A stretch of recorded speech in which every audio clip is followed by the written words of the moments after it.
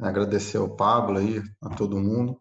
A ideia é essa mesmo, da gente ir evoluindo e trazer para discussão alguns temas. No meu caso aqui, é um tema mais para ver como que a gente uniformiza e discute algumas questões de classificações, bem focado nos aspectos práticos da elaboração do laudo mesmo. Não tem nenhum intuito nessa apresentação de estar discutindo as doenças neurodegenerativas em si, mas sim focado bem nessa questão de como que a gente discutir uma uniformização na comunicação mesmo para o colega, tá?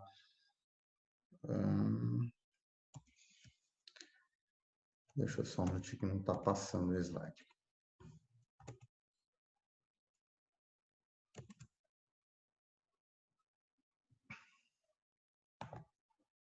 Vocês estão vendo o slide, né? Ah, passou. Tá, então, qual que eu vou tentar abordar aqui? Obviamente, um conceito ou outro é importante, está trazendo, tá? Mas coisas bem aplicáveis aí, somente para dar um gancho maior aí, uma importância maior para a gente discutir as classificações e graduações visuais existentes aí na literatura, no intuito de ajudar na sistematização da avaliação da ressonância magnética desse grupo de pacientes encaminhados por um comprometimento cognitivo, tá? Ou por demência ou comprometimento cognitivo. Por quê? Porque atualmente é por dois pontos principais. Há muito tempo já que a ressonância magnética não é apenas um exame para afastar outras causas, né? Um hematoma, uma neoplasia, um meningioma frontal, que é o clássico aí de causar demência, mas a gente tem achados na imagem que traduzem as alterações histopatológicas e que na ressonância magnética são traduzidas aí principalmente pelas atrofias, no caso das doenças neurodegenerativas causadoras de demência, tá? Então a gente vai estar discutindo aí as principais demências e como que essas classificações e essa sistematização da avaliação do exame pode ajudar a gente a melhorar a comunicação com o colega. Tá? Demência, todo mundo aqui é um grupo bem capacitado, extremamente capacitado, tá? Todo mundo deve ter esse conceito. Demência é um comprometimento cognitivo aí, progressivo, que deve interferir na atividade ocupacional ou profissional, senão ela tem que ser classificada como aí um comprometimento leve no máximo, tá? Um outro conceito que aqui também deve ser bem sedimentado, mas às vezes não neuroradiologistas não se confundem com isso, é que cognição, domínio cognitivo não é só memória. Então, quando vem um exame encaminhado comprometimento cognitivo, não é sinônimo de déficit de memória. Tá? Tem outros domínios cognitivos aí, linguagem, personalidade, comportamento, né, funções executivas e habilidades visoespaciais. Tá? De causa, doença neurodegenerativa disparada aí ao Alzheimer, principalmente conforme a idade vai avançando, o Alzheimer vai cada vez mais sendo a mais prevalente. Tem as degenerações frontotemporais, uma idade mais nova é a segunda causa, posteriormente vai perdendo aí para a demência por corpos de Levy, e não podemos esquecer da demência vascular. Tá? Ela não é uma doença neurodegenerativa propriamente dita, uma doença neurodegenerativa primária, mas é uma causa bem sedimentada, bem clássica aí de demência. E onde a gente tem uma função bem importante. Por quê? Porque não existe demência vascular se o paciente não tiver uma doença cerebrovascular bem caracterizada na ressonância. Tá? Então, faz parte do nosso relatório identificar as alterações cerebrovasculares, descrevê-las corretamente. Então, um conceito importante que é leucoraiose, que é de onde vai sair a primeira possibilidade de classificação visual para a gente. Tá? Qual que é a importância da leucoraiose? É sabido, é bem clássico na literatura, que uma leucoraiose acentuada está relacionada com demência vascular, tá? É um valor preditivo positivo de acidente isquêmico, de hemorragia, inclusive é um fator preditivo de mortalidade. Tá? Então, é uma alteração que tem que ser dada de... E que a gente pode usar de classificação? Tem esse artigo aí do Pantone, 2002, que tem diversas classificações. Acho que ele compilou 6, ele discutiu 6. E o que ele encontrou? Que mesmo com graduações de 0 a 6 pontos, até na de 0 a 48, elas são muito bem, têm uma boa correlação. Ou seja, o grau discreto de uma é parecido com o grau discreto da outra e assim por diante. Tá? Então, eu entendo desse artigo que a gente pode usar a que tiver mais simples aí na literatura. Tá? Então, se a gente pode usar uma classificação, por exemplo, abrir para discussão depois, né? Essa classificação de Fasecas, que é a modificada, que é de 0 a 3 pontos, extremamente simples. Tá? O 0 não tem costume de usar, né? Quando é 0 é porque está normal, tá? Não coloca essa classificação, mas quando tem focos pontiformes isolados, aí grau 1, começou até a área de confluência 2, muita confluência grau 3. Tá? O grau 1, eu tenho muito cuidado em taxar isso como microangiopatia, uma maior confiança aí a partir do Fasecas 2 nessa fase, nessa faixa etária idosa. Tá? Então, acho interessante usar essa classificação, não necessariamente Fasecas 1, 2, 3, mas uma graduação moderada, grave e discreta. Tá? E aqui já é importante, na sistematização aí da avaliação, já procurar lesões associadas, quando o paciente tem muita microangiopatia. O que são as lesões associadas? Sequelas lacunares e microsangramentos. E, principalmente, a localização disso. Tá? Se está em região estratégica, né? O tálamo é uma região estratégica. Então, pacientes com lesões lacunares talâmicas tendem a ter declínio cognitivo. Então, são regiões importantes aí de se descrever. Tá? E os microsangramentos também. Agora, principalmente a gente como neuroradiologista, tem que disseminar a gravidade de uma alteração benigna, um achado incidental, descrito muitas vezes como microangiopatia. A gente acabou de ver todas as implicações de leucoraiose. Então, isso é algo bastante grave, né? Eu sei que na auditoria colocar isso como discordo com impacto, mas tem impacto. Se você der com um paciente que tem esses halos de hipersinal T2 e potencidade periventricular com microangiopatia, caso ele tenha um declínio cognitivo, a gente vai estar falando que pode ser uma causa vascular para essa demência, esse declínio cognitivo do paciente. Então, é importante não supervalorizar a leucoraiose, da mesma forma, não subvalorizar. Tá? Só para exemplificar, né? Um Fasecas 3 com lacunas nucleocapsulares e talâmicas bilaterais, tá? Paciente com declínio cognitivo, isso pode muito bem ser a causa da demência desse paciente, a demência vascular. A outra demência vascular, que tem uma correlação temporal com a clínica do paciente muito mais evidente, são as de múltiplos infartos corticais, pegando regiões estratégicas e a gente localizar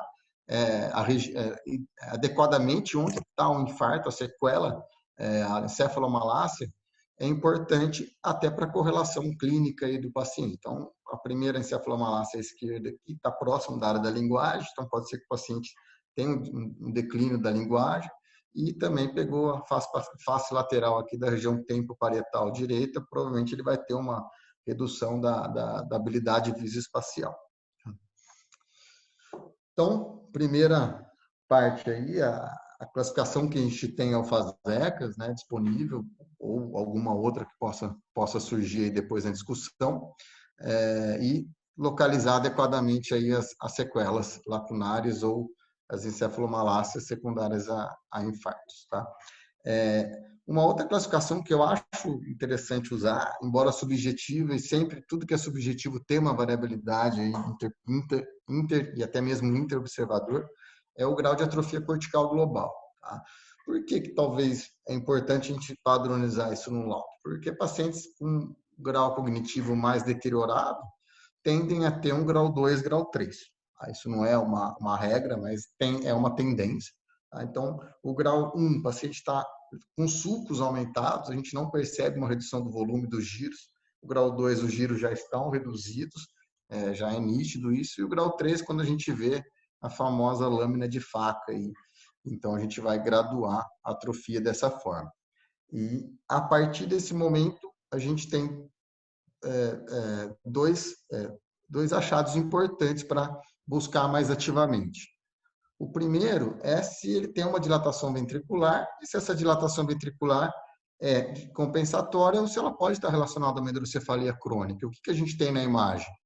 A gente tem alguns critérios internacionais e outros, tem vários critérios, tá? Um interessante de usar, um achado que a gente pode estar usando mais frequentemente é a questão do ângulo calosal agudo aí, quando faz um corte bem coronal, pegando ali no nível da comissura posterior.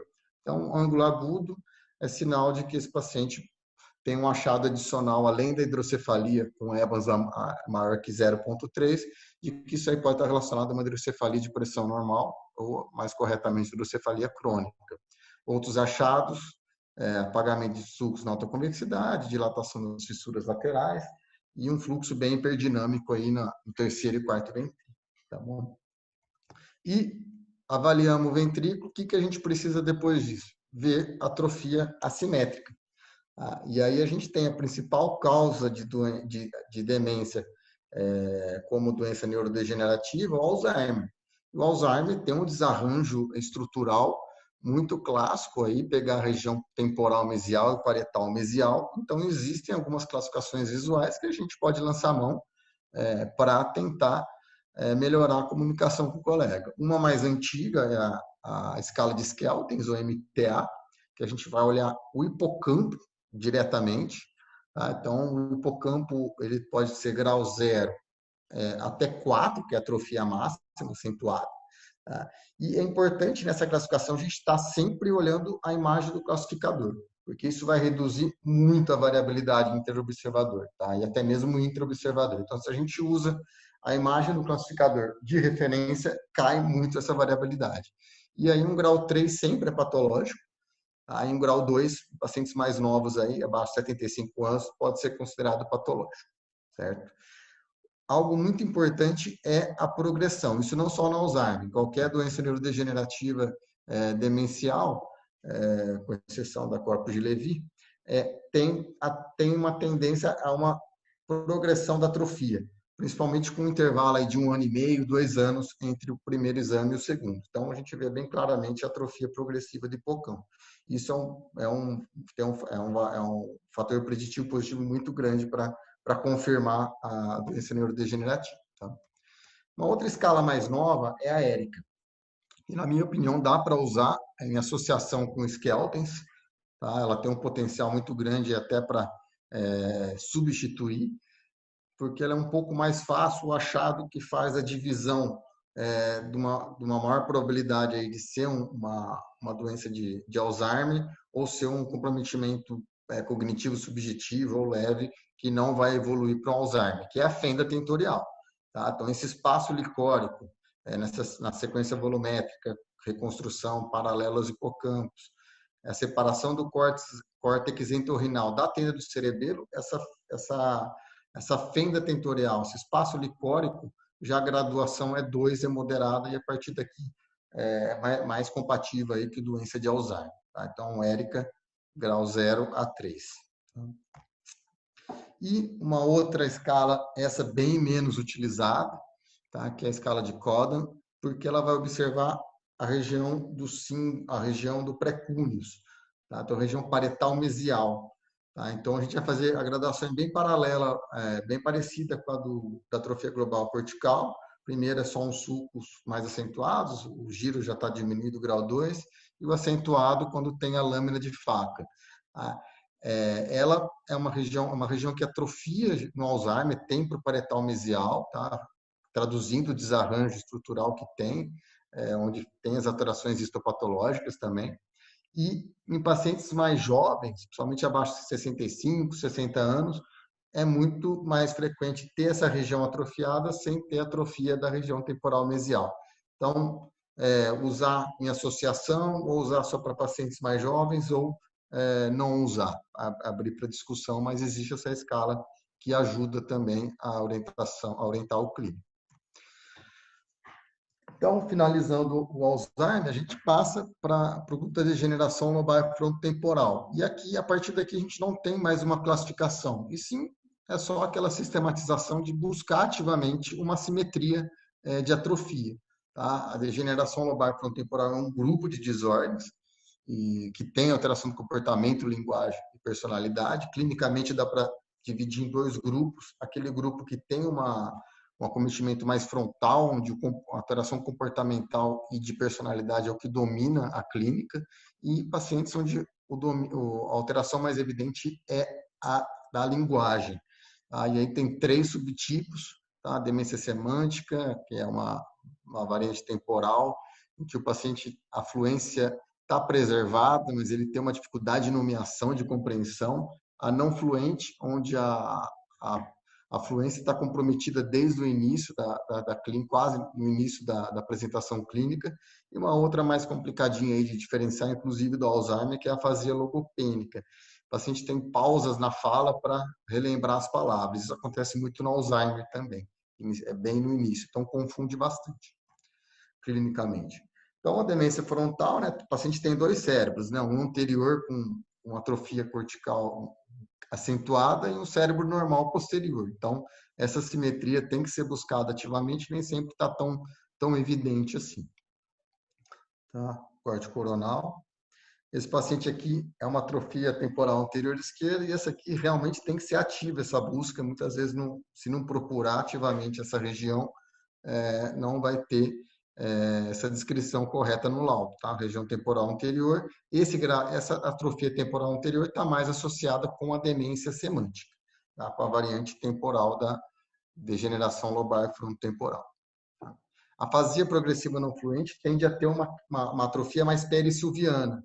Também não chama tanto atenção, às vezes no exame tem que procurar ativamente, por isso que uma clínica adequada ajuda a gente, mas lembrando, déficit cognitivo não é sinônimo de alteração da memória. Então, quando vem um pedido muito aberto assim, a gente vai ter que procurar ativamente em todos os pacientes. Tá? Então, vê que pega bem a região perissilviana, a região de Broca, então isso a gente consegue entender até pela alteração até o local da atrofia, por que a fluência tá alterada desde o início. Né? O lado direito normal e o lado esquerdo anormal.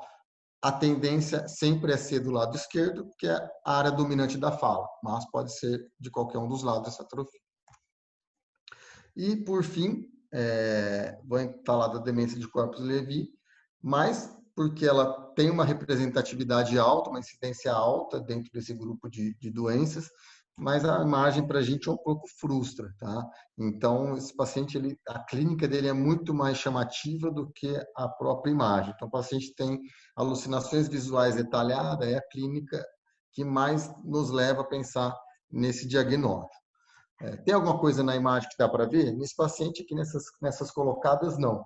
Lembrando que na demência com corpos de Levy já é uma doença parkinsoniana atípica, tá? Onde o comprometimento cognitivo chama mais atenção. Então, ela já começa a entrar aqui no diagnóstico diferencial das síndromes parkinsonianas, e por isso que eu não vou entrar nesse campo, não que não seja importante, mas aí pode ficar com uma próxima discussão, uma sistematização das síndromes parkinsonianas. Não vou parar nessa daqui, mas só para lembrar que a demência com corpos de Levy também tem perda do sinal da cauda de andorinha, e aí em ressonâncias onde é possível fazer esse diagnóstico, ou um e-mail TESA com alta resolução, com alto gradiente, ou 3 TESA. Então, basicamente, o protocolo que a gente precisaria até para sistematizar a nossa avaliação, lembrar de olhar o FLE, onde a gente vai ver a microangiopatia, tá? Já começa a graduar a atrofia. O T2 é melhor para ver lacunas, o gradiente eco, o SWI para ver os microsangramentos. Lembrar de sempre ter um exame 3D para poder reconstruir, ou fazer cortes finos já perpendicular aos hipocampos em T2, FLER ou T1R, para avaliar a região temporal mesial, tá? O ERICA e o MTA. O sagital T1, a gente vai ver a atrofia de Códan, né? A região parietal mesial. Sempre buscar ativamente a simetria de atrofia. E se o paciente tiver um comprometimento cognitivo acelerado, lembrar do Creutzfeldt Jakob aí, que a gente consegue ver bem na difusão. Tá? Então, em resumo, e concluindo, para abrir para discussão, que o grupo acha interessante, a gente está padronizando ou não, Tá? Lembrar que tem que ter os dados clínicos para fazer essa sistematização toda, né? Não dá para em todo paciente a gente querer avaliar como se fosse um paciente com demência. Tá? Lembrar, diagnóstico diferencial é importante, ainda é uma das principais funções da ressonância, ver se tem hematoma, neoplasia ou outro diagnóstico, tá? Graduar a substância branca, ver se tem lacuna, se tem infartos estratégicos, olhar o grau de atrofia, se é assimétrico, onde está mais atrofiado, e sempre que tiver exame anterior, ver evolução. O paciente com doença neurodegenerativa tende a ter uma evolução progressiva da região de acometimento, tá bom? E lembrar das classificações que a gente tem em mão para dar uma discutida, o que vale a pena a gente usar na prática diária. É isso, gente. Excelente, Lucas. Muito bom. Obrigado aí pela aula. Nós temos 32 pessoas aí na sala. Para a primeira reunião é um número bastante significativo, né? Excelente. Obrigado aí, Lucas. Imagina, obrigado eu pelo convite aí, Pablo. Como a gente conversou, né? A gente chegou a bater um papo se valia a pena padronizar esses laudos, usar as classificações. Eu falei que eu tinha uma apresentação mais ou menos no jeito ali. Isso, Então, isso mesmo. espero ter correspondido aí à expectativa. Com certeza. Correspondeu mesmo. E eu acredito assim, que para exames eletivos com indicação de declínio cognitivo, né, eu acho que a gente poderia usar essas classificações, né, visuais, né? Eu uso de rotina, né? Inclusive o ERICA. Eu acho que o ERICA tem um potencial grande para a gente usar na frente. Eu posso mandar para o e-mail da Nina o modelo de laudo que eu uso, né, de declínio cognitivo. É bem simples, mas tem todas as frases parametrizadas, a pessoa vai só graduando, certo? Assim, na minha opinião, acho que exame eletivo, uma indicação de declínio cognitivo, poderíamos usar. Agora, eu gostaria de abrir aí abrir para o público participar, os colegas do grupo.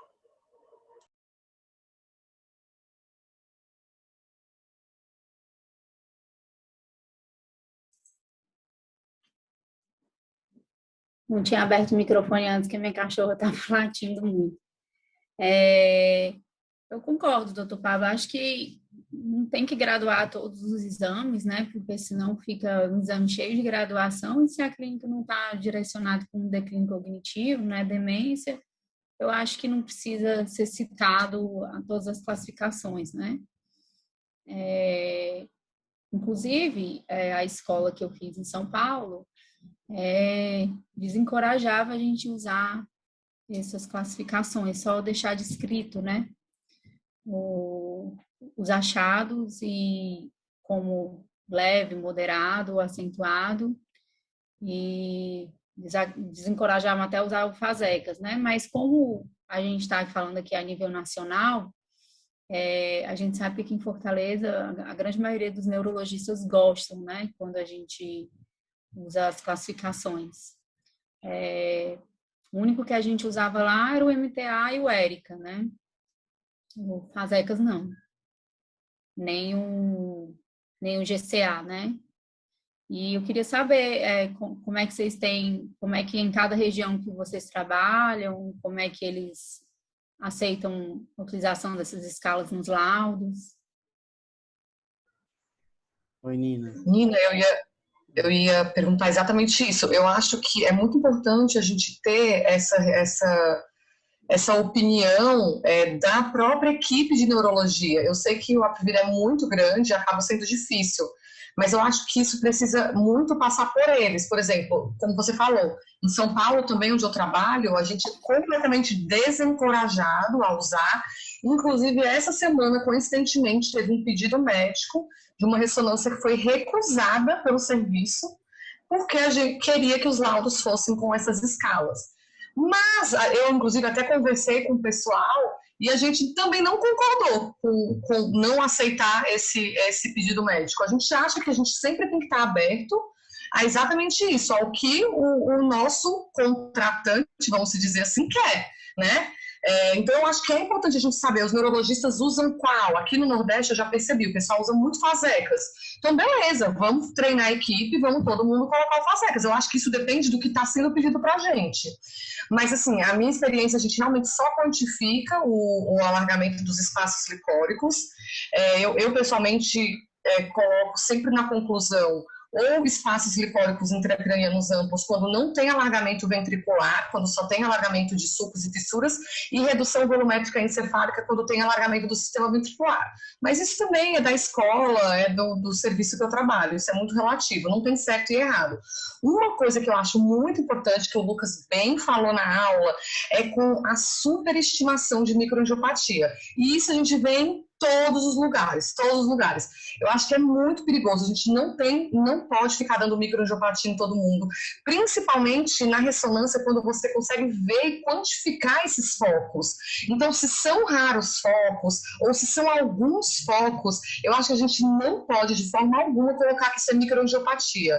Então, eu acho que isso que o Lucas falou é muito importante, sim, a gente não pode nem superestimar e nem subestimar. E eu sempre falo para os residentes, quando você fala que o paciente tem uma microangiopatia, você está dizendo que ele tem uma doença dos pequenos vasos intracranianos. Então, você está rotulando esse paciente como um paciente doente. Então, tem que tomar muito cuidado com essa quantificação da microangiopatia. Mas eu realmente percebo que o pessoal gosta do fasecas, eu pessoalmente gosto também, e eu acho que se for da opinião do consenso da equipe, que todo mundo use sim. Mas eu acho que o mais importante é a gente ter esse feedback dos neurologistas e da pessoa que está pedindo o laudo para a gente, né? Tá, então se você pega um paciente que tem raros focos ou pequenos focos esparsos, eu faço gliose barra rarefação de mielina. Descrevo raros focos de persinal T2 e flare esparsos na substância branca dos hemisférios cerebrais, notadamente nas regiões subcorticais, frontoparetais, que normalmente quando a gente vê esses raros focos, eles são mais subcorticais, né? Inespecíficos, usualmente relacionados à gliose barra rarefação de mielina. Eu só falo microangiopatia quando o paciente é idoso, com comorbidades, hipertenso, diabético, vasculopata e que tem pelo menos um fasecas 2 ou 3, ou seja, aquelas áreas confluentes, periventriculares, nos centros semiovais e nas regiões subcorticais frontoparetais. Eu acho que se tem dúvida, se não tem história clínica, acho que seria mais interessante, eu coloco assim, gliose e rarefação de mielina, porque aí é uma coisa bem mais específica, né? Você só está falando que não tem muita mielina ali, né? É bem mais específico mesmo. Eu tenho outra dúvida, amiga, aproveitando que a gente está entrando nesse tema, que em algum evento, ouvi dizer também o pessoal desencorajar o uso do termo rarefação de mielina. Alguém sabe mais a fundo sobre isso? Eu realmente escutei, inclusive, eu até tirei dos modelos de laudo depois dessa discussão, sabe? E uma vez também tive uma discussão com o Léo, se o Léo puder abrir o microfone, do fato de não botar gliose, porque gliose é um achado. E aí, como é que a gente faz nesses casos, com essas discussões? Eu sei que isso é de cada escola também, né? Mas vocês sabem de alguma coisa nesse sentido, sobre essa discussão de que o termo rarefação de mielina ainda realmente está em uso? Foi uma opinião em algum evento que eu vi. Eu queria que vocês falassem sobre isso, quem tivesse um pouco mais aí. Não sei mesmo, mas estou super aberta aí, se alguém souber. Não estou sabendo, não. Nina, eu concordo com tudo que todos vocês falaram. Gostei bastante das ponderações da Fabi. Penso muito parecido. Tomar cuidado mesmo para ficar falando microanjo em todo mundo. Todo foquinho de gliose, pessoal da microanjo, da leucraiose, da não sei o quê. Eu sou super a favor de, quando é muito inespecífico, focos muito sutis, colocar gliose ou rarefação da mielina. Já escutei isso mesmo de não falar rarefação, porque de repente quem pega o laudo vai interpretar que é uma lesão desmielinizante. Mas é uma interpretação errada de quem pegou o laudo e não leu corretamente. A gente só está falando que é uma rarefação da mielina. E isso é super comum. A mielina na cabeça, no cérebro, ela não é compacta em todos os cortes, em todas as áreas. Então, se você pegar a histologia do cérebro, tem várias áreas que a mielina é menos formada do que em outras, sutilmente. E isso muitas vezes não tem significado clínico nenhum. Então, eu acho super correto, eu acho que faz sentido você colocar isso quando são muito inespecíficos e sutis, igual a Fabi falou. Em relação às classificações, eu também concordo, acho que a gente tem que saber conhecer os médicos que estão pedindo os exames, mas mais importante do que as classificações é a gente treinar o olho para detectar as alterações. A gente às vezes fica falando um monte de classificação, mas na prática o que a gente vê é reduções volumétricas que muitas vezes não são da faixa etária, tem atrofias seletivas, que às vezes passam batido, principalmente na tomografia, no aspecto antemensial dos lobos temporais, nos hipocampos.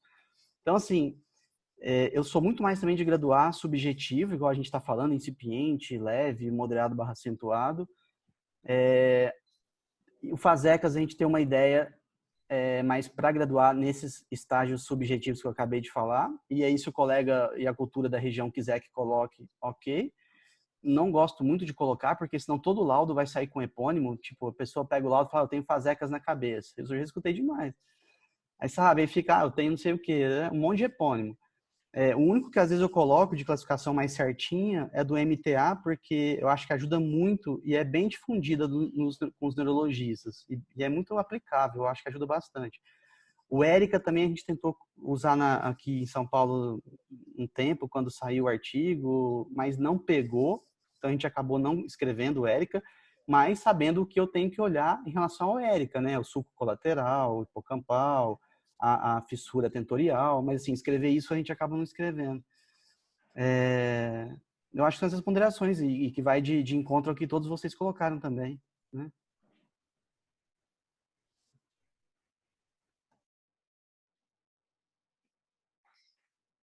Ótimo. Então, eu acho que mais ou menos o grupo age assim, sem grandes divergências, mas eu gostei de a gente ter tocado nesse tema agora, porque realmente eu mesma usava microangiopatia, discreta microangiopatia, né, barra gliose, entendeu? Então, vou agora repensando, legal a discussão.